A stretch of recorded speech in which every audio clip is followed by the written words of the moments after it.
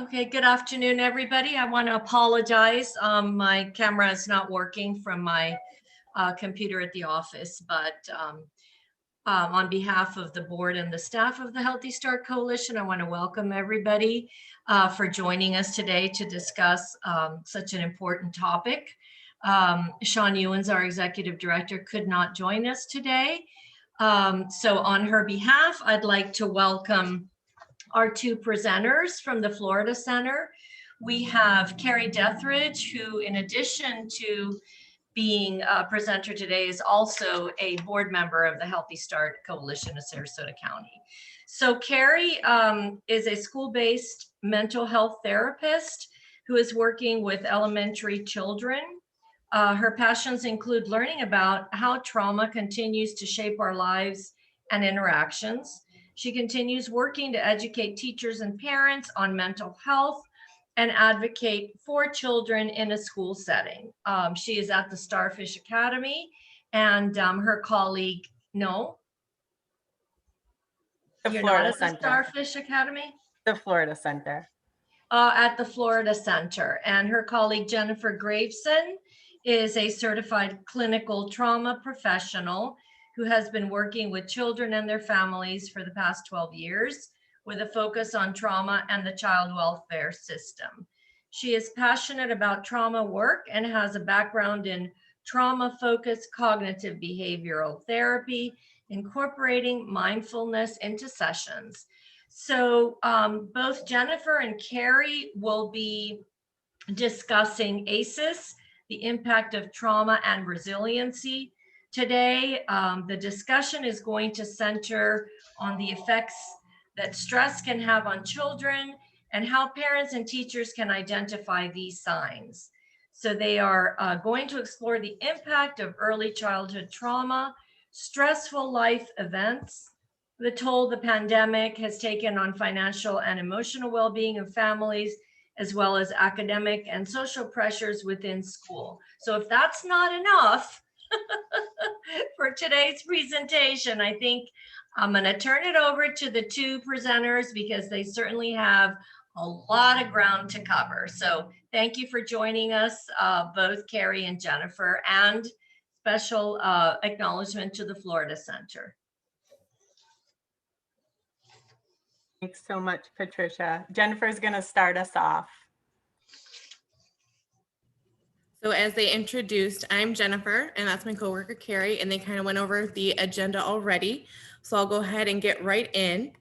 We wanted to start talking about why the first 5 years matter so much when we're talking about brain development and stress. So I don't know how many know this, but 90% of brain growth happens before kindergarten.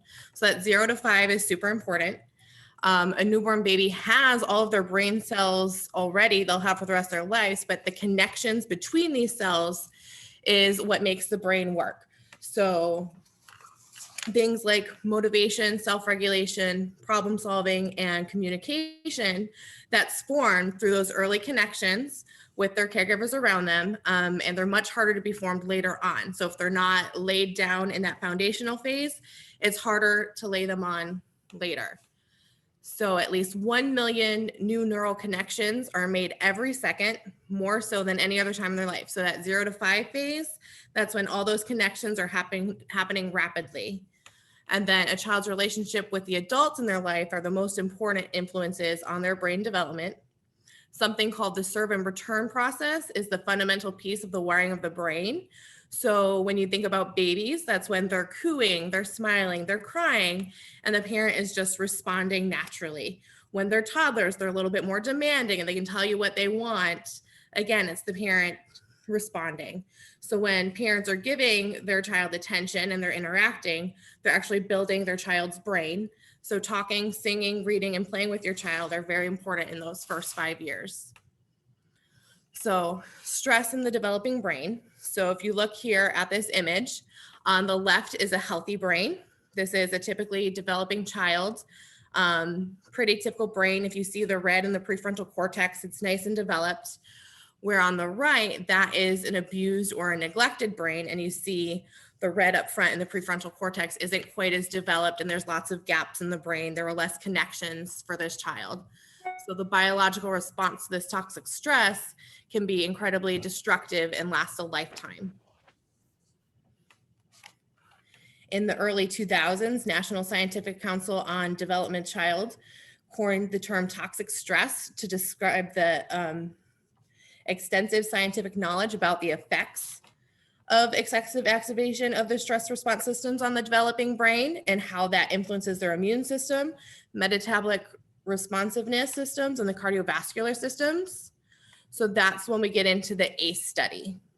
So I know some people here have probably heard of the ACE study, but I think this is something very important for parents, teachers, and anybody that works with children or even adults to understand. The CDC Kaiser Permanent Adverse Childhood Experiences Study, the ACE study, is one of the largest investigations of childhood abuse and neglect and household challenges in later life health and well-being.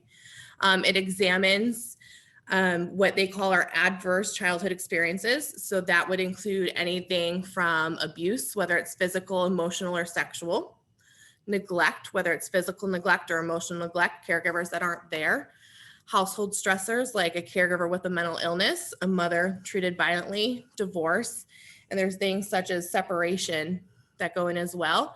It looks at the correlation between these early adversity outcomes and then poor outcomes later in life.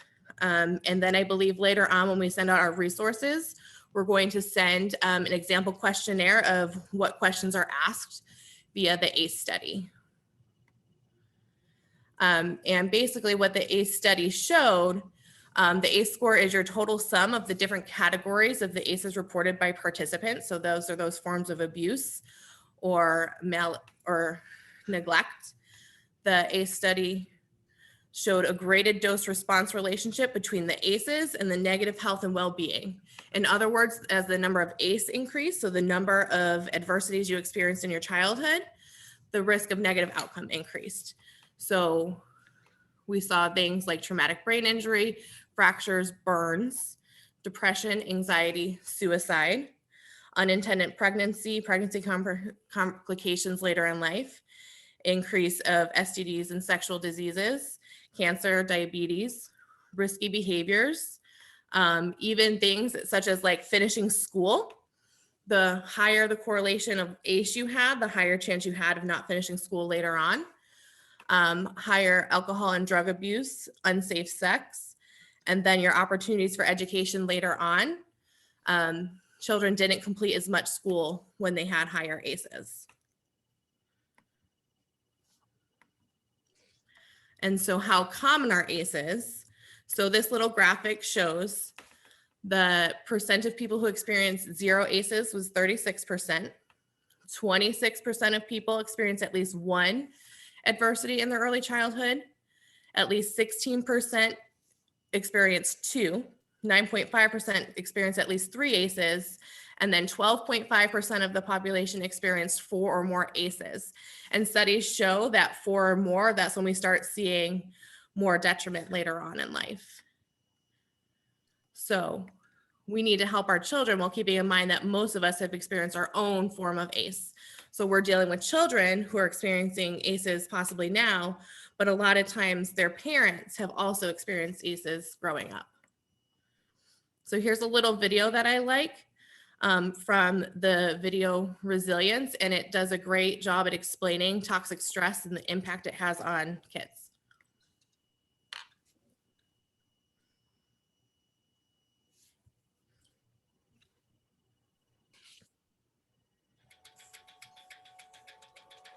The reality is that we all need a certain amount of stress, a certain amount of anxiety to perform well. If we don't care about that exam that we're going to have tomorrow, we'll probably fail. If we're going to cross the street and a truck is coming at us, we have release of adrenaline. We have release of a hormone that we call cortisol. We want to jump out of there. Adrenaline and cortisol are going to help us do that. So there's that good amount of stress. But if all day long you're feeling like a truck is coming at you, day after day after day, that's going to take a toll on the body. And the amygdala, obviously here, has greater activation. Yes. In the pituitary. were able to image children that had experienced trauma and compare those brain images with children that didn't have an experience of trauma, didn't have symptoms. Right, an exaggerated fear response. An exaggerated fear response with decreased activation in areas that we need to control that emotion, the frontal areas. Exposure to early adversity and trauma literally affects the structure and function of children's developing brains. So the kid next to them hits them, or the teacher reprimands them in a way that they're uncomfortable with, right? Literally what they're feeling, that activation is like there was a truck coming at them. You can give something that will mask symptoms, right? For example, if someone has a cough, right, you can give them a really strong cough serum that will suppress their cough. But if it's because they have tuberculosis or lung cancer, what you're doing is merely masking the symptoms while the disease process continues to fester. We know what's happening in children's brains and bodies with the experience of toxic stress. So the question now is, what do we do about it?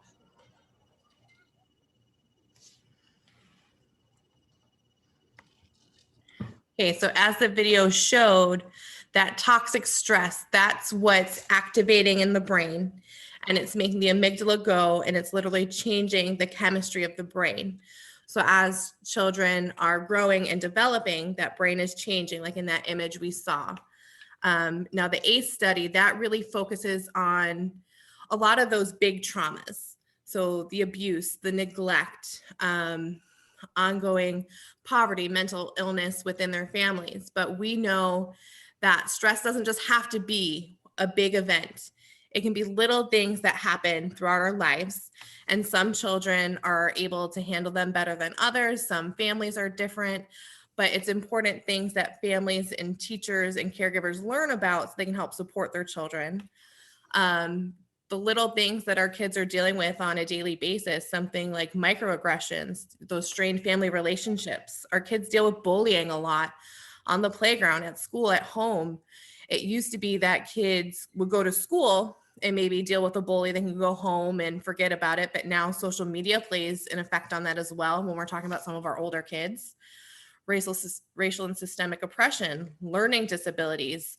So for a child to go to school and struggle just to learn, that has an impact on their self-esteem and how they're handling stress.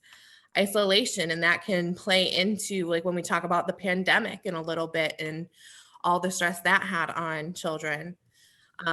Playground and social anxieties. So those kids that struggle with some of those social situations, it's not as natural for them. So every day they're getting that little bit of stress up. Separation from caregivers. This can be something like just separating and going to a new daycare, or children who are removed from caregivers and go into foster care. That's a big stress on some of these kids. Tests, FSA testing comes up in the school year, and that's hard on a lot of kids. Any kind of transitions, car accidents, natural disasters, health stressors, whether it's for the child themselves or their parents, death and loss, a sick family member, global tensions in the world. Parents might talk about it and try to keep it from their children, but it's everywhere around them. Remote learning was a stress on a lot of our children. Financial constraints, kids pick up on a lot of this stuff. Caregiver stress, and then sibling rivalry. These are all things that impact our children. Psychological trauma is a type of damage to the mind that occurs as a result of a distressing event. Trauma is often the result of an overwhelming amount of stress that exceeds one's ability to cope or integrate the emotions involved with that experience. So what that means is we may perceive a situation as perfectly normal and a kid should be able to handle it. And we might not consider it a trauma, but it was still traumatizing to our child, our friend, our family member. We all have different ways. The big thing that sets trauma and chronic stress apart is that it really exceeds one's ability to cope. And we each have different ways and abilities to cope. So I'm going to turn it over to Kerri and talk about the pandemic for a little bit, because we each had different ways of even dealing with just the pandemic. Thanks, Jen. So I found this really great report called The State of Mental Health in America. And this report talks about some statistics. Jen, you can do next slide. Some of the statistics on here, for example, suicide ideation increased over the past year. And so when we talk about pandemic, we're talking about basically March of last year to probably, I would say, January, February of this year. They polled over 1,500,000 people for this survey to get these results. They reported an increase in adults with mental illness, having an unmet need. Youth having major depression at 9.7%, but if you notice, they also put youth that identify as more than one race having a even greater amount of depression at 12.4%. These numbers they're significant because they show that this past year has been really tough on everybody across the board, but especially for people that are already in trying situations and trying times. And if you see the top left where it says, before COVID-19, 19% of adults experienced a mental illness, but that over this that was with COVID, that was increased by 1.5 million as far as the data. So if you think about how everyone in their own way has been affected, whether they are more well off, whether they had more support, whether they didn't have a lot of support and were a single parent to 3 children. There's other statistics that aren't included in this that I wanted to also bring up because I think they're important. Just keep in mind that we've lost over 600,000 people just this past year to COVID itself. But what that doesn't include is the people that have also died due to COVID-related situations. For example, I know of some adults that had actually passed away due to the stressors of COVID and not necessarily COVID. And if you think of how challenging that is for individuals, it kind of just changed a whole bunch of things. Jen had talked about earlier isolation. Kids in Florida, we were pretty fortunate where our kids were able to be in school if they chose that option, but there are some states where kids were remote the entire school year, and how challenging for these kids, especially from a social perspective, because they didn't have that ability to really connect with other children, connect with their teachers in that present way. And that's something that's really significant, and we can't forget about that. And then also kids stressed about their parents getting sick. What if they had only one parent and that parent got COVID and that parent died? I mean, these kids were holding so much in them, and what they share with us is pretty overwhelming. The things that you may not think as an adult that really bother kids, because as an adult we have typically better ways to cope with things, but these children, they really can get overwhelmed with these things. Also, liquor sales increased significantly over the past year. People were home, people were drinking more, they had more time to hang out, but that also was a direct result of an increase in domestic violence across the board, which is really scary. And just to give you some statistics for Sarasota County alone, I received these from the Child Welfare Office of the Department of Health and Human Services in Sarasota County. From January of 2020 until April of 2021, there was 294 children removed from homes by CPS. And so that's interesting because the number was higher than the prior year. However, the amount of calls that had been coming into Child Protective Services had decreased significantly. And that's because children were home for a lot of that time. These situations were not being reported. And so what primarily was what used to be teachers and school staff being the number one reporter, it now became law enforcement being the number one reporter over the past year. And the reason they gave me was because evidence suggests that the incidents that CPIs, the child protective investigators, were responding to were more serious during a typical year, and they were being called in by law enforcement or average citizens who normally would not call in these reports unless the situations were serious. Because if you think about it, there was a good 6 or 7 months where teachers were not seeing these children. So the only people who were seeing these children were whoever was in that family environment, and a lot of things could really go unknown. But we know for a fact that the rates of domestic violence increased while numbers to child protective services decreased. So I think that's really significant. And I think that's it for my pandemic talk. So we talk about long-term impacts of kids, what we see on a daily basis. There's some other school-based mental health therapists on this Zoom as well, and I'm sure we all can relate to the same things. What we see, what teachers see in the classroom as really difficult behavior is what we actually look at as some type of trauma where something else is going on. So for example, difficulty thinking, difficulty learning and concentrating. They could automatically have a diagnosis such as ADHD, but trauma very much looks like ADHD. And you don't necessarily, as Jen had mentioned, you don't necessarily have to have a big T trauma is what they call it to have difficulty thinking or learning. But if there's one thing going on in your life, you know, maybe a family member lost their job and this little 7-year-old is worrying about, oh, how are we going to get money? How are we going to get money? You think about little things like that, you know, these kids are really absorbing a lot of this, this parental and caregiver stress.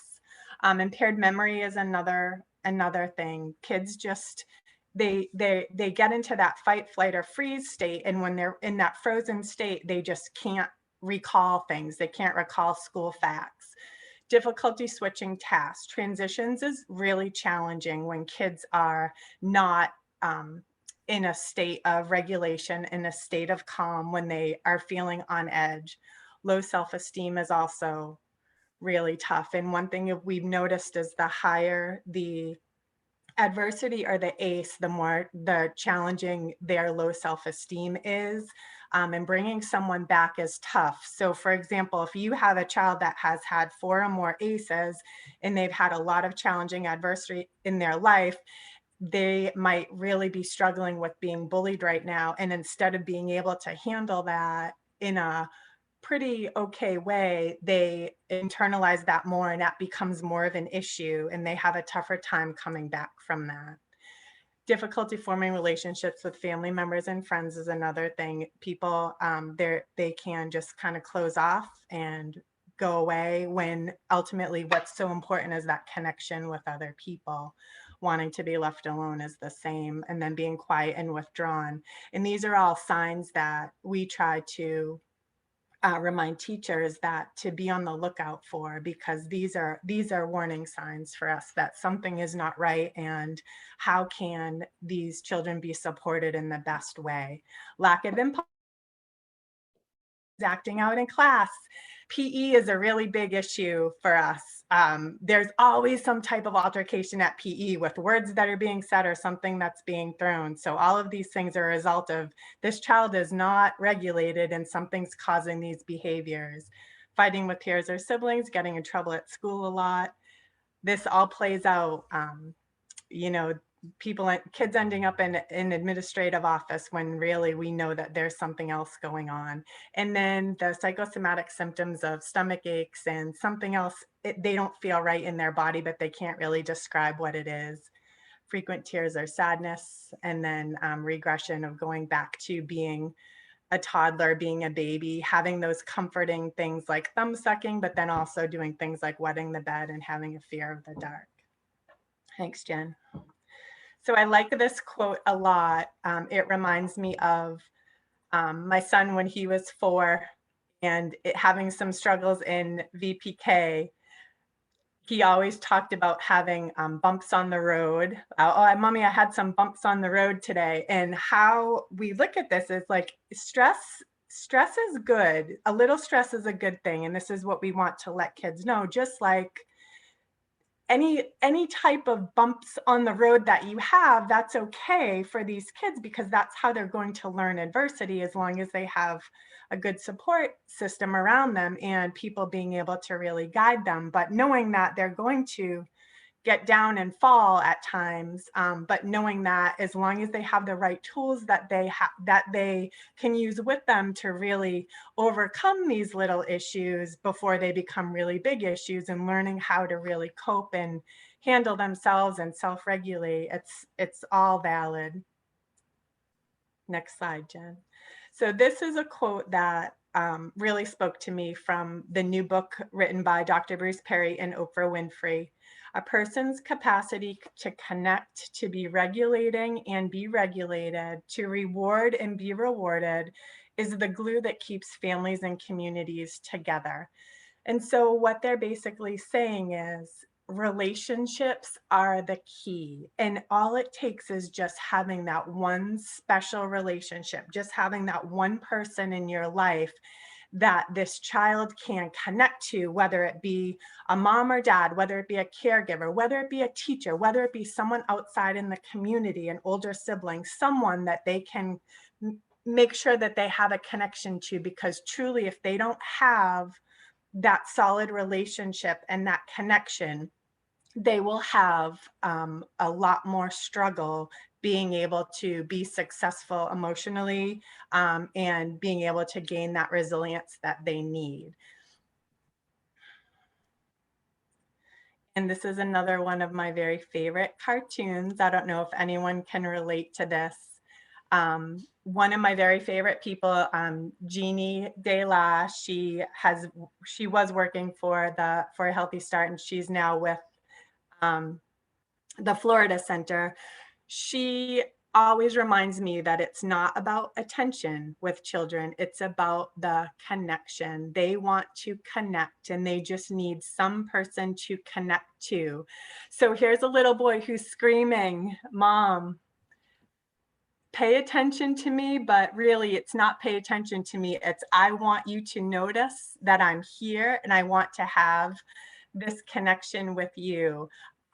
What ultimately happens, even if whoever the caregiver is, whether it be the teacher, whether it be the parent, by giving this child this little bit of connection, you're basically saying to them, you matter, and we care about you, and what you say matters, and what you're doing matters, and I'm here for you. And that's sometimes all they really need. And I don't know how many of you this has happened to too, but the second you get on the phone for a call, or the second you are in front of your computer doing something, that's when the kids come out of the woodwork, and they just need you right then, because what they're saying is, I'm trying to make that connection with you. Can you please give it to me? So we found this other really cool video. This one's about 4 minutes, but this kind of talks about resilience from beginning to end, and we thought it would be helpful to share with everybody.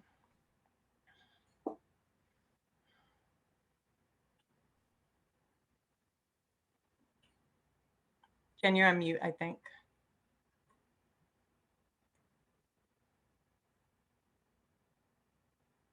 I'm sorry, you need me to unmute to hear it? Mm-hmm. Yeah. So sorry. That's okay. Zoom.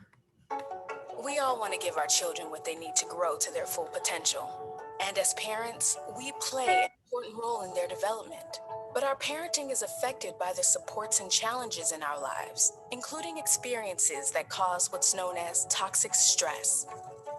Stress is called toxic when it doesn't let up, and there aren't supportive relationships to help us cope. That can make it hard to get through the day, let alone be the best caregivers we can be. The overwhelming burden of toxic stress can affect the health and well-being of adults. It can also affect the development of children in ways that can last a lifetime. Stress that puts us in a constant state of fight or flight can make it feel like we're always on edge, or like it's impossible to calm down. And these feelings can overload our ability to provide the supportive relationships that children need in order to thrive. Think of toxic stress as heavy cargo. Just as a truck can only haul so much weight before it stops moving forward, challenging life circumstances, like losing a job or not having a place to live, can weigh us down. And just as a truck can break down if it carries too much for too long, we too can wear down from being overburdened without the support we need. When toxic stress is related to things we can't control, like poverty, abuse, or racism, it can feel especially heavy to take on. But experiencing toxic stress doesn't have to determine who we are or how we act. And understanding how stress affects us can empower us to make change in our lives. There are things we can do to buffer ourselves and our children against the effects of even the most intense stress. Just as redistributing cargo from an overloaded truck can help it run again, supports and services, things like food pantries, job training programs, or even just talking with someone who cares, can help us focus on caring for ourselves and our children. And just as regular maintenance is required to keep a truck running, reliable access to community services can help us manage the load during challenging times. Reaching out to get support can be difficult, but things that might seem very small, like sitting and breathing deeply, playing I Spy with your child, or even sharing a walk or a snuggle, can make a difference. Over time, these small steps can build our resilience and our children's by strengthening the skills and relationships that help us cope.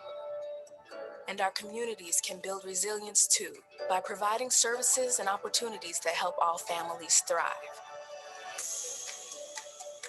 Supports like these help build a strong foundation for developing brain architecture. So the earlier we can provide them, the better. But the brain is capable of change throughout life, and it's never too late for a tune-up. Coping with and healing from toxic stress takes a lot of effort and support. But we all need the help of others in difficult times. And building resilience and strength in our families and communities is one of the most important investments we can make as a society. In the end, it will help all of us become the parents that we want to be.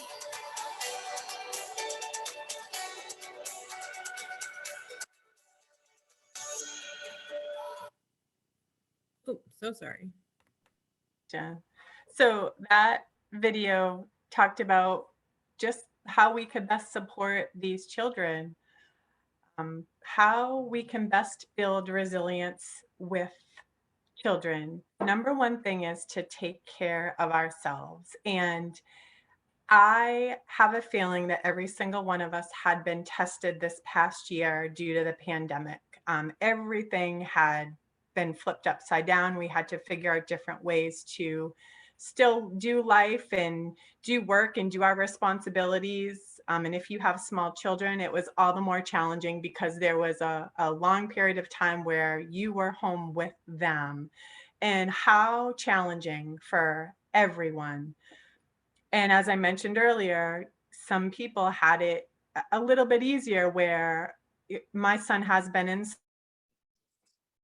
since school started, whereas I know a lot of states, kids have been home or school had been closed every other week. And what a challenge for parents to try to figure out how to do this work life. I mean, everything kind of just gets thrown together.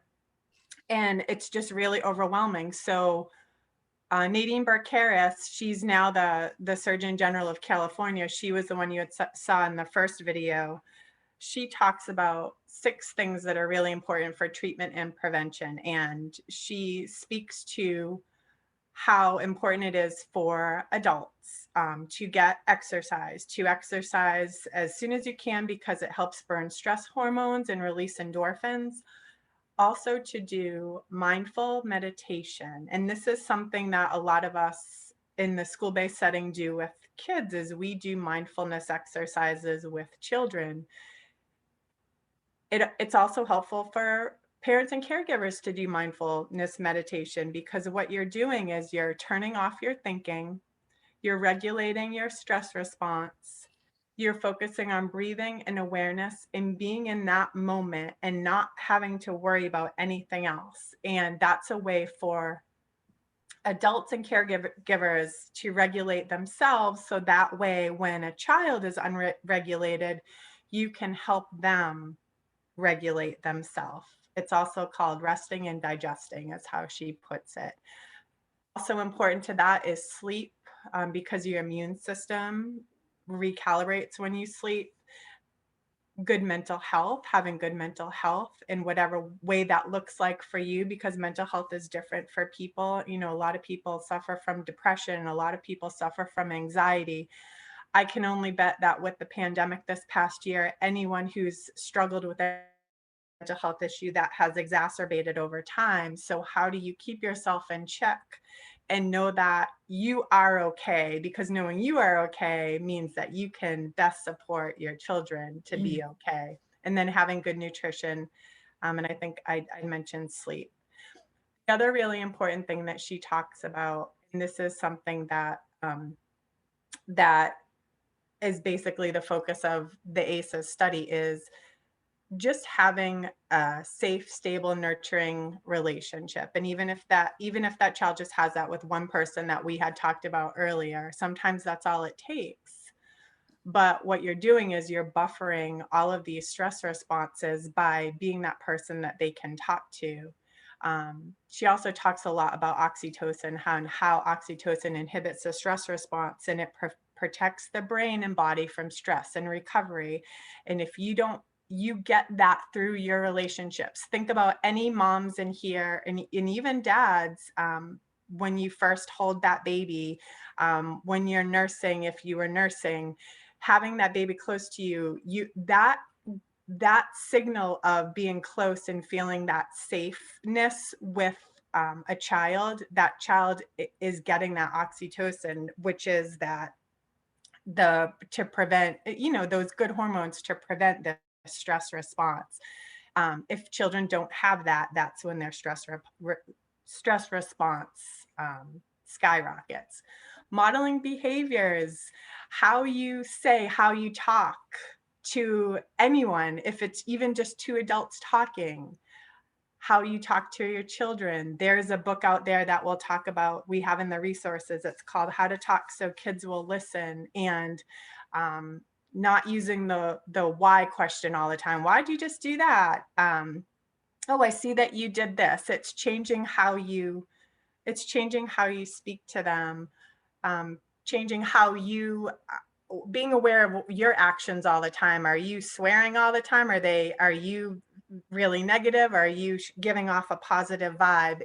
Kids can sense having a bad day. They can sense stress from a mile away. They pick up on these things so easy. So just being aware of what you're doing, how you're acting, because they're going to do the exact same things that you do. And building a strong parent-child bond, which is something I'd already talked about having those mini moments, like even if it's just 5 minutes a day. We used to call it special time a couple of years ago, where we would take turns with my son, and really we're only focused on him. We're doing our activity, and in that time we're not doing any corrective behavior actions. We're only complimenting the positive and focusing on being in the moment. Kids love that. They strive for that. And I know over the past year, for a lot of people, that has been more challenging to be able to dedicate that time, because you're trying to do 6 things at once. And this kid just wants a little bit of you, and that is it.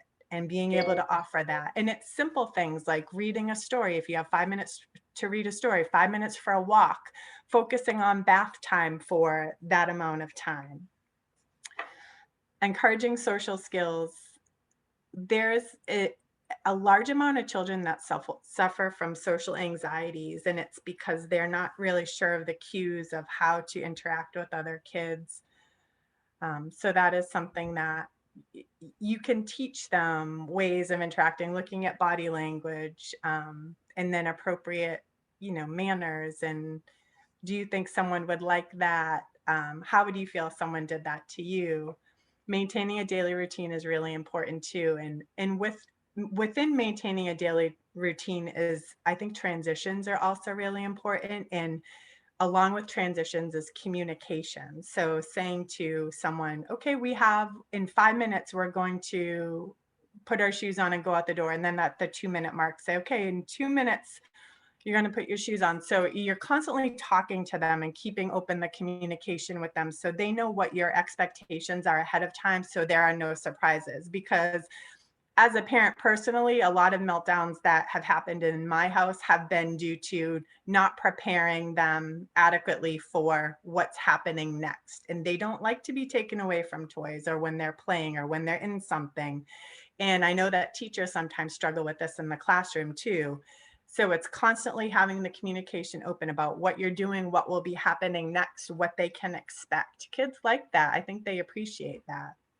And then communicating in an age appropriate way.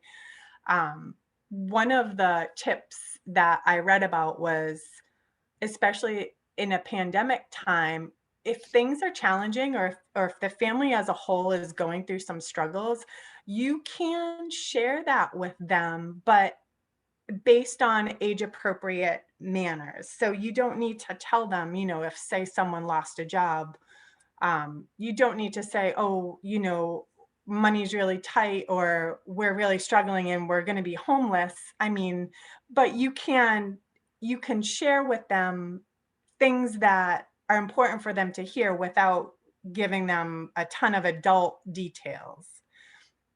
And then lastly, focusing on hope and appreciation, knowing that things can be tough at any one point. If a child is, say they're having really tough anxiety with either bullying or in a social situation on the playground with testing, talking them through that. I know that you're really struggling right now. We're going to do what we can to help you cope as best we can. And it's not always going to be like this. And how they can appreciate just what's happening and knowing that everybody goes through tough times. Everybody goes through tough times. So things will get better eventually. This is a really great PDF that we found for teachers for how to be trauma informed in the classroom. Creating a safe space for kids, not only physical space, but emotional safety. And I think part of this is checking in with kids to see how they are doing. And a teacher who has 16 to 24 kids in one classroom will struggle with making sure that every child is okay, but I think it's going that little extra mile if you have the ability to just check in, because there's some kids that will just fly under the radar, and until this problem becomes really large, it's hard to really catch it. So just making sure that they know that they're okay and that emotionally they are okay. Predictability, again, having a schedule and a routine is really important, and as well as transitions. And this is something that younger kids struggle with a lot more than the older kids. And we're elementary school, so we're working with kindergarten to 5th grade. As they get older, it does get a little easier unless they're in fight or flight. And then that's when they will get triggered to maybe have a meltdown or a blow up or something. Having a sense of trust is really important too. Following up with your promises. They'll remember what you said. And then also being transparent. So basically being authentic. And that's across the board. Offering choices is another really big thing. And this is at home and at school. Would you like 2 pancakes for breakfast, or would you like 3 pancakes? And, however you do it, every morning my daughter 2 outfits and I let her choose, and we stay within the parameters, but you give them that choice and empower them, and that just helps them with resilience, and it helps them with self-esteem as well. Like they have control, they can make the choice. And then staying regulated. We always talk about staying regulated. That's something that is really important. This is why we do mindfulness exercises. This is why we remind kids to breathe. This is why we sometimes take kids outside and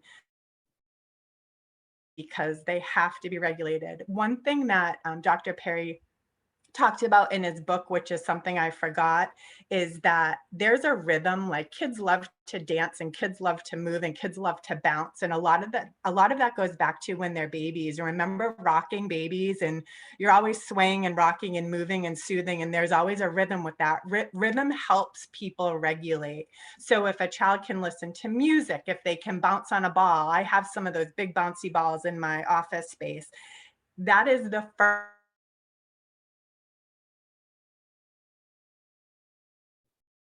every single day, and they will sit there and bounce on that ball for a full hour. And if that's what it takes to regulate them, then I am fine with that.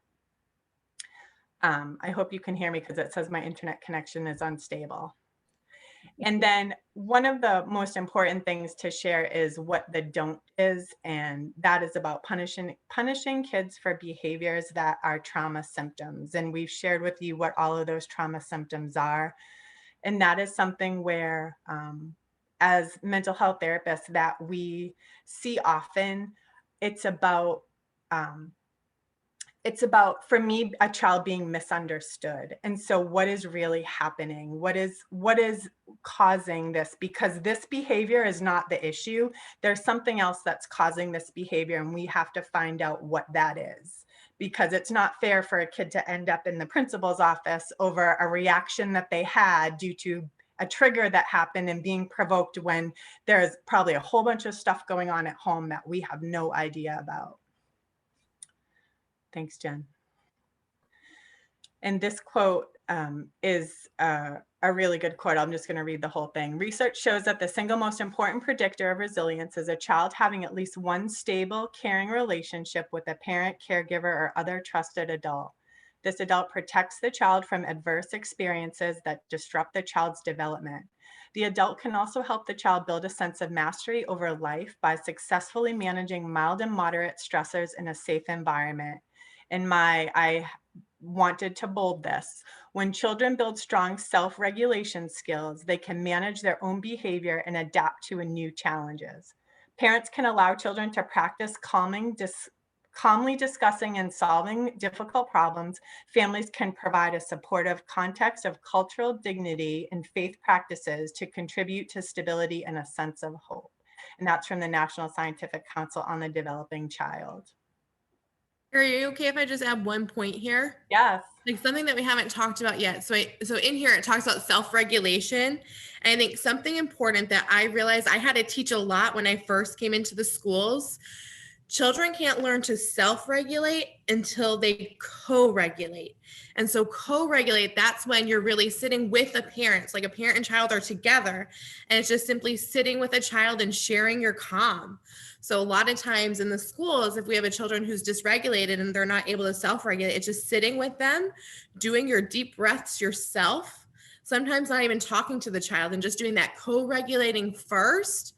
And if a child doesn't learn to co-regulate, they can't self-regulate. So even in the elementary schools, it's not too late to start practicing co-regulations with 5, 6, 7-year-olds. I even just co-regulate with some of my 10-year-olds sometimes. And I think that's an important piece that sometimes goes missing.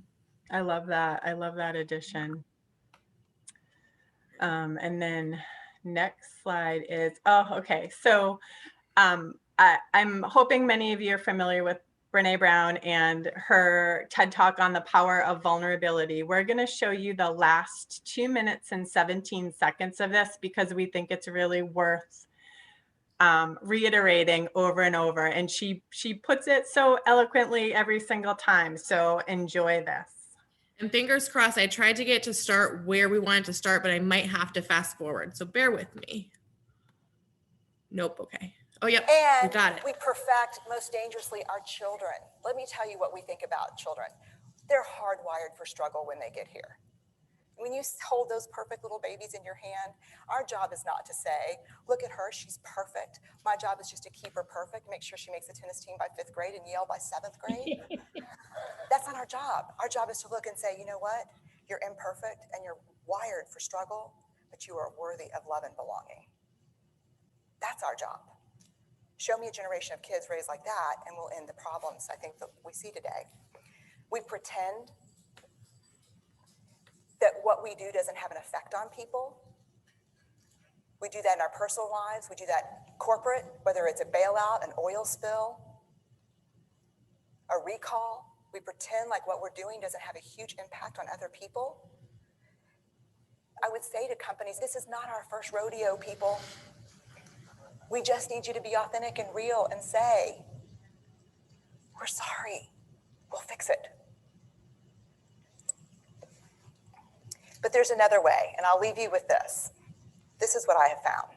To let ourselves be seen, deeply seen, vulnerably seen.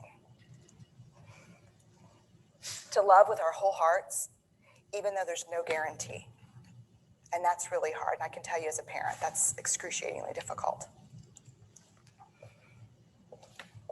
To practice gratitude and joy in those moments of kind of terror when we're wondering, can I love you this much? Can I believe in this as passionately? Can I be this fierce about this? Just to be able to stop and instead of catastrophizing what might happen, to say, I'm just so grateful. Because to feel this vulnerable means I'm alive. And the last, which I think is probably the most important, is to believe that we're enough. Because when we work from a place, I believe, that says, I'm enough, then we stop screaming and start listening. We're kinder and gentler to the people around us, and we're kinder and gentler to ourselves. That's all I have.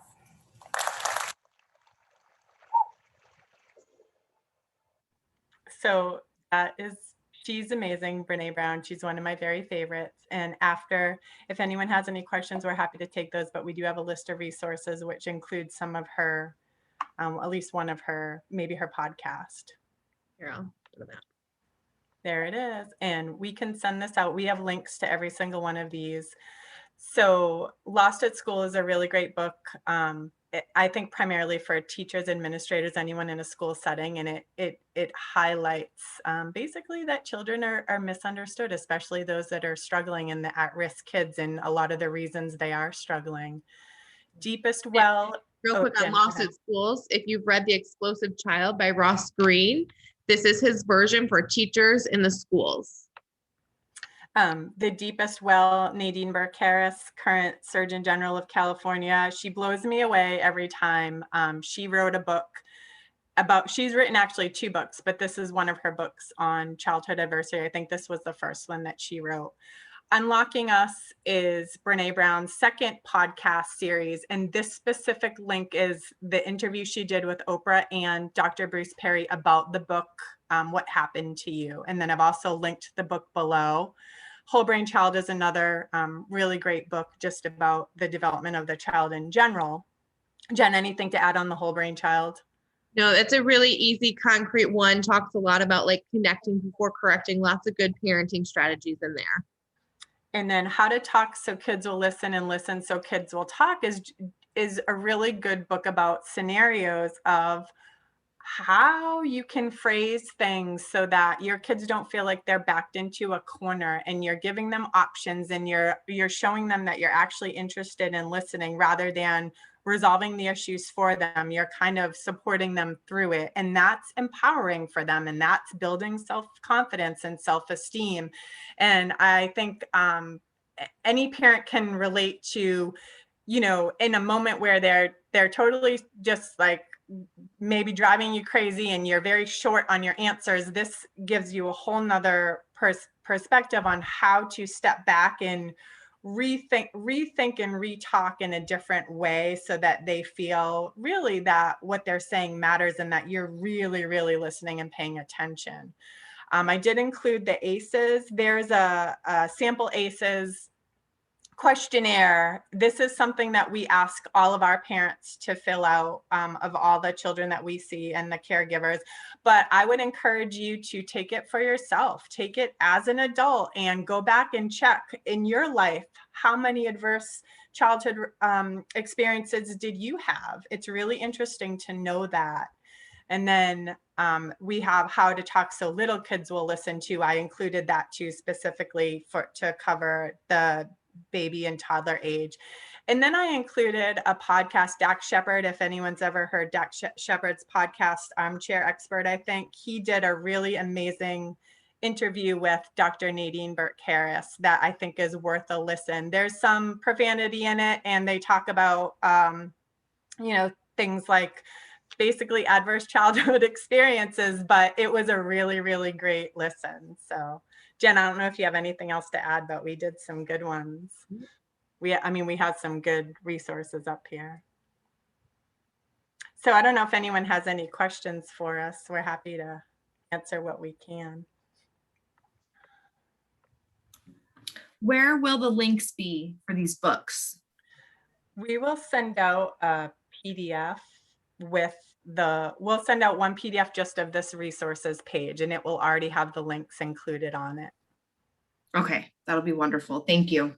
Sure. I have a question, Kerri. Yes. I think it was during your portion of it, but you put a great little infographic up there for classroom teachers and school staff. I would love to have a copy so that I can give them to all of my school staff too. That would be great before the beginning of next school year. Yeah, I was thinking of sending that out. We'll send that to the team. I think that's a really great, and we just kind of stumbled across it. So yes, absolutely. That's sometimes how you find the best one. So perfect. Thank you. Kerri, I think you're going to see not only that everyone has enjoyed both you and Jennifer, but that they would like the whole presentation. So you may want to address Kerri, that. you're muted.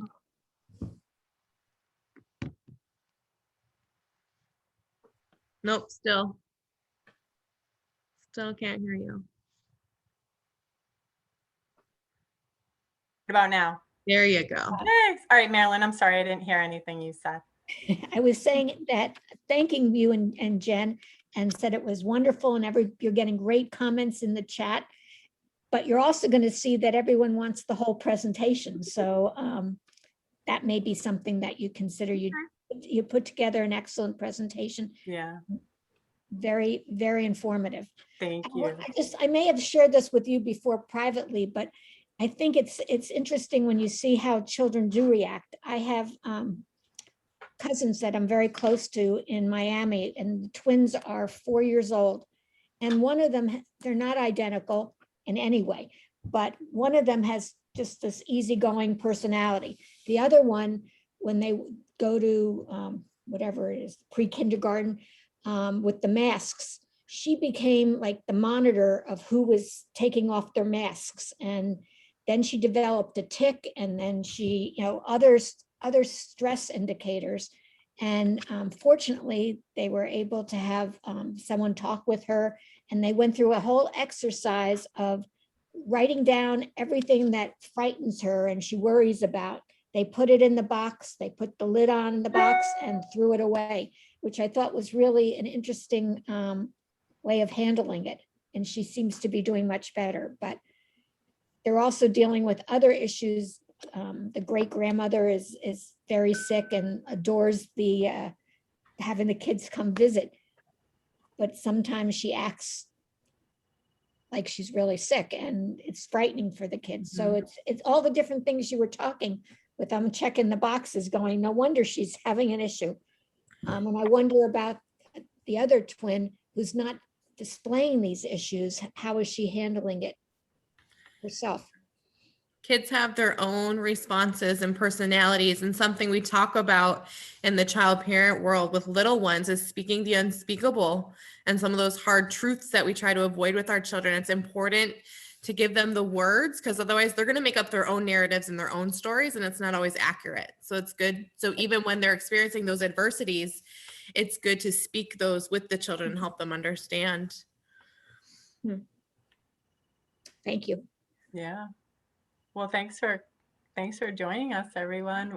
We love putting it together and doing this. This was really great for us. And I think as therapists, it's nice to look at your toolbox and see what resources do we have, and then kind of venture out and see what else can we bring in. And for us, a lot of it is about awareness and education. So this was, I enjoyed it.